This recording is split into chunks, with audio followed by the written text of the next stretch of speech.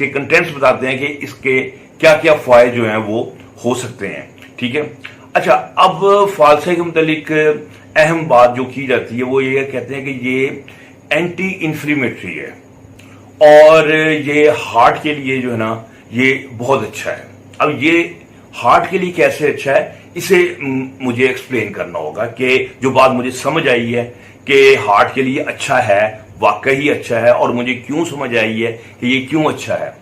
इसमें जो है एंटीऑक्सीडेंट जो है वो बहुत ज्यादा हाई होते हैं और इसमें खास तौर पे एक मादा है जिसे कहते हैं एंथोसाइनिन। एंथोसाइनिन जो रेड कलर का मादा होता है। आपको पता है कि जो मैं बड़ा आशिक हूं ब्लैक और रेड फ्रूट्स का, हमेशा कहता हूं कि ये खाया करें। तो ये इसका जो कलर होता है ना इन चीजों का, ये एंथोसाइनिन की वजह से होता है। ये आपको अनार में भी मिल जाता है, अनार के छिलके में भी मिल जाता है, फिर आपको ये काले अंगूरों में भी मिल जाता है, जामुन में भी मिल जाता है। तो ये जो ब्लैकिश और पर्पल और ये रेडिश चीजें होती हैं इनमें ये चीज जो है ना वो पाई जाती है।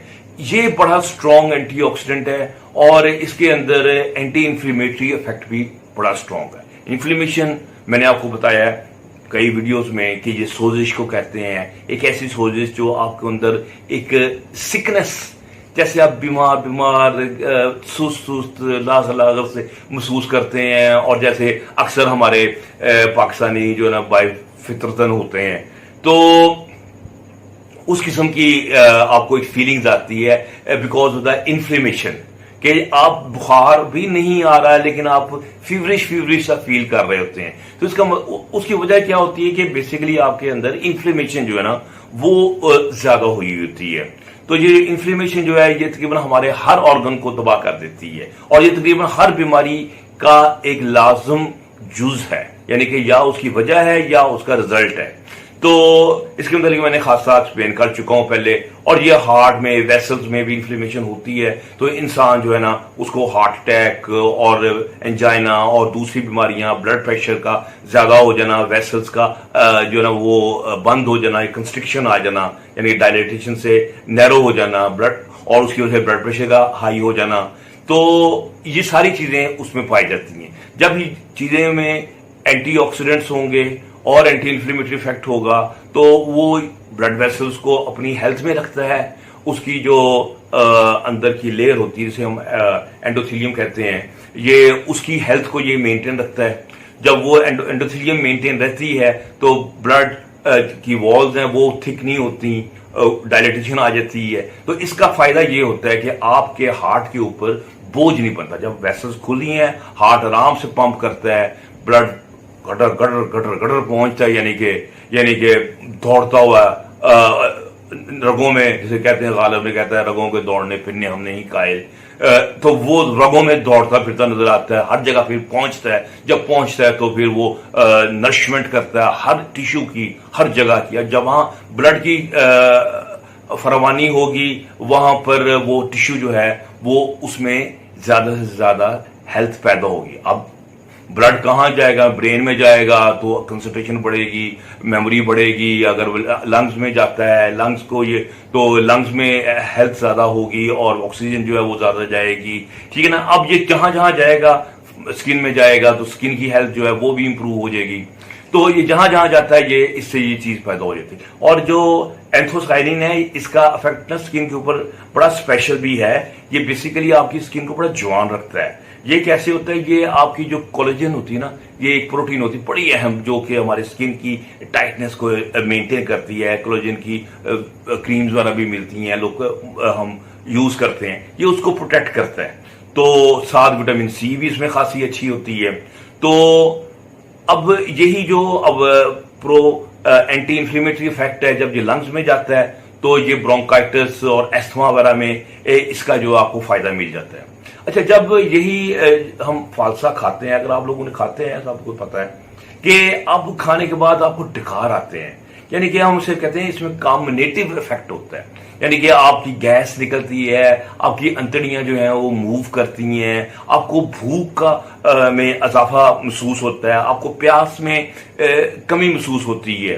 तो ये यानी कि आपका जो स्टमक है इसके लिए बहुत हेल्दी हो जाता है। ये चीजें जब ये खुद किसी चीज में पैदा हो जाए यकीनी तौर पे आपका जो निज़ाम हजम है उसमें बेहतरी आ जाती है, तो आपको खुराक जो है वो अच्छी तरह हजम हो जाती है। तो इसका ये फायदा हमें जो है वो बड़ा वाज़ेह तौर पर नजर आ जाता है। अच्छा, फिर ये कहते हैं हिचकी कम करता है, मुझे नहीं पता ये कैसे हिचकी कम करता है, ये तो सीधी बात है, मुझे नहीं पता। ठीक है, तो फिर इसके अलावा ये कहते हैं कि जनाब ये सोर थ्रोट, ट्यूबरकुलोसिस, फीवर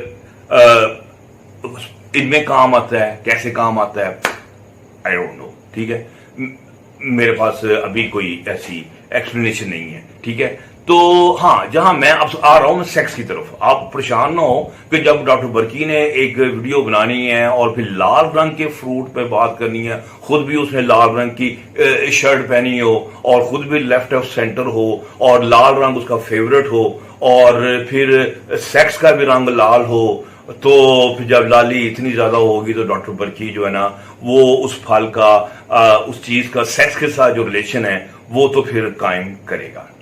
तो अब आपको मैं बताता हूं कि इसका सेक्स के साथ क्या रिलेशन है फालसे का। मैंने आपको कई वीडियोस में बताया हुआ है कि जो चीज हेल्थ आपकी दिल की हेल्थ के लिए जरूरी है और अच्छी है, फायदेमंद है, मुनाफा बख्श है, मनफत बख्श है, तो वही चीज जो है वो आपके लिए सेक्स के लिए भी अच्छी है।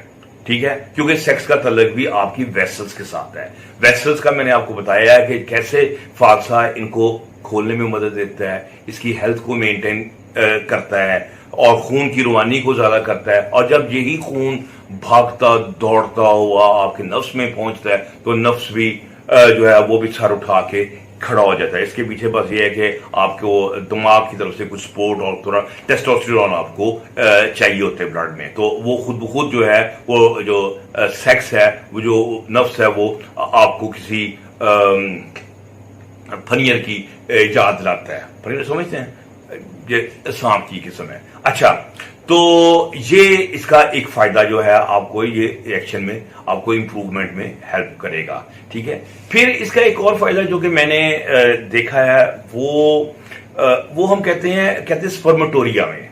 अब स्पर्मेटोरिया जो है ना ये एक ऐसी इस्तिलाह है जो कि मैंने बहुत पढ़ी है आम जनरल लिटरेचर में, लेकिन जहां हम टेक्निकली सेक्सोलॉजी को पढ़ते हैं, आपको पता है मैंने जब एग्जाम दिया था FECSM का, जो दुनिया का सबसे बड़ा एक ऑथेंटिक डिग्री है सेक्सुअल हेल्थ की, डेफिनेटली जब मैंने, वैसे तो मेरा नॉलेज हर वक्त पढ़ता ही रहता था, बचपन से पढ़ता आ रहा हूँ सेक्स के ऊपर, तो लेकिन उसके लिए एक ऑर्गेनाइज तरीके से जो टेक्स्ट बुक्स थी वो सारा उन्होंने सिलेबस था वो पढ़ा, तो टू माय सरप्राइज ये स्पर्मेटोरिया का लफ्ज वहां कहीं यूज नहीं होता। सो यानी कि ये कुछ ऐसा वर्ड है जो कि जैसे यूज से निकल गया हुआ है, ना ही मेडिकल वाले जो है इसको इतना यूज करते हैं। तो स्पर्मेटोरिया को हम करें तो अपनी हम लोकल लैंग्वेज में कन्वर्ट करें तो ये धांत और जरियान यानी कि वो बन जाता है।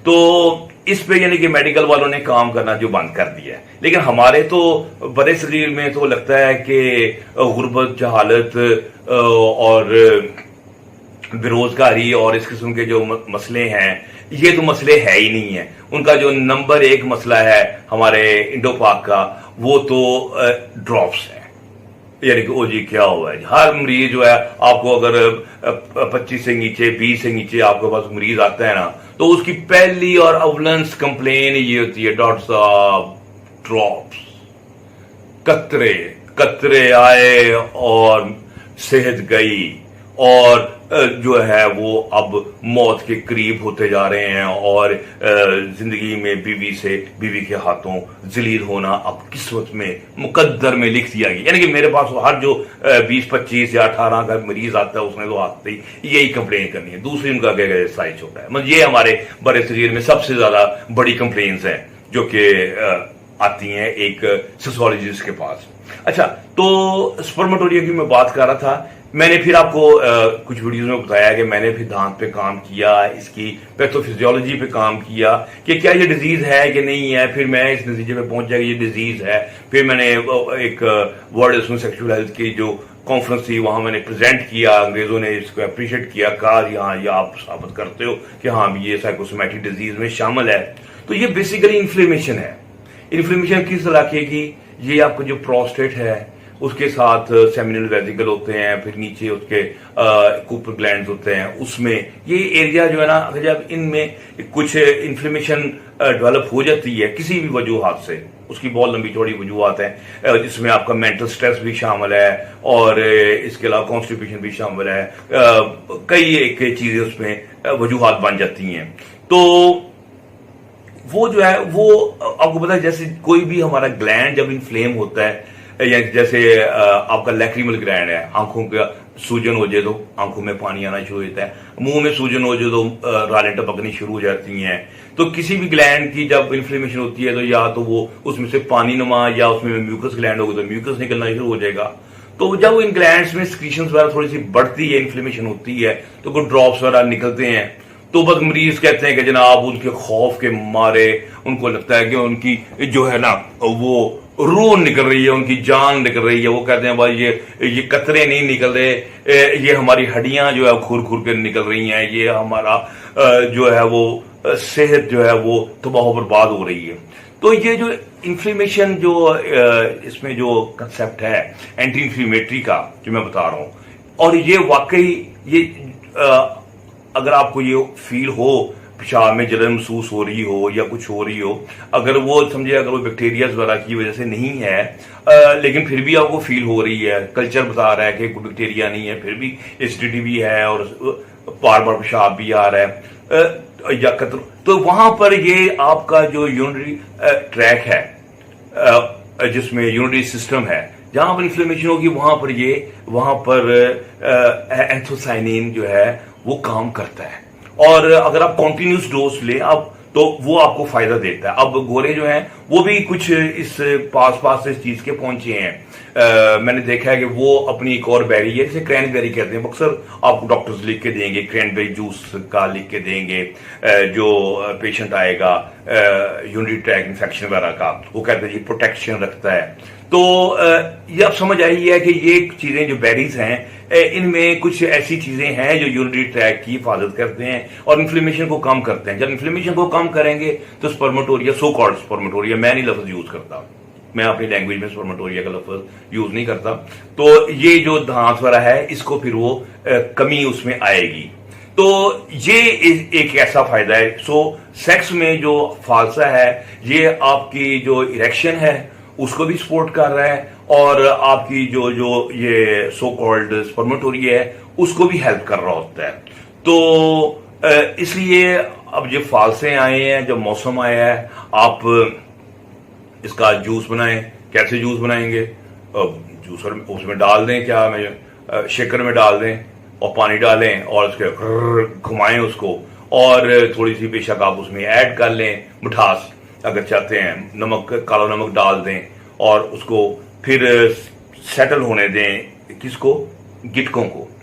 गिटकें सेटल हो जाएं तो ऊपर से आप निकाल लें, क्योंकि गुद्दे के बगैर टेस्ट नहीं है। अगर आप उसको पुन लें अपना पोनी में, स्ट्रेनर में, फिर टेस्ट में वो खत्म हो जाती है। वो जो एक खास किस्म का लज्जत है जो आ रही होती है, जो स्पार्क है ना खाने का, उसका टेस्ट का, वो खत्म हो जाता है मेरे हिसाब से।